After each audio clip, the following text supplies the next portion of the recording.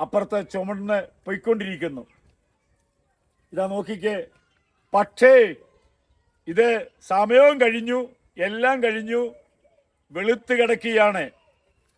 എനിക്കൊരു സന്ദേശം പറയാനുള്ളത്, വടക്കേ ഇന്ത്യയിൽ വലിയൊരു കൊയ്ത്ത് നടക്കാൻ പോകുന്നു. കൊയ്ത്ത് നടക്കുന്നു. പക്ഷെ അതിനെന്താണ് ആവശ്യമായിരിക്കുന്നത്? വേലക്കാരില്ല.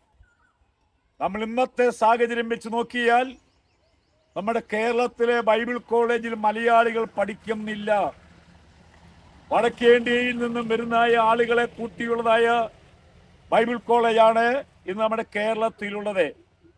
ഞാൻ മിസ്പ ബൈബിൾ കോളേജ് നടത്തിക്കൊണ്ടിരുന്നപ്പോൾ ചെറിയ സ്ഥാപനമായിരുന്നു. എനിക്കെടുക്കാൻ വയ്യാത്ത നിലവാരത്തിൽ നിന്ന് സുവിശേഷ വേലയ്ക്ക് താല്പര്യമുള്ള സഹോദരന്മാർ വന്നുകൊണ്ടിരുന്നു. എന്നാൽ പല ബൈബിൾ കോളേജ് പൂട്ടി. കാരണം എന്ത്?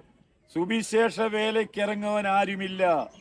എനിക്കൊരു സന്ദേശം പറയാനുള്ളത്, കൊയ്ത്ത് വളരെയുണ്ട്, വേലക്കാർ ചുരുക്കം.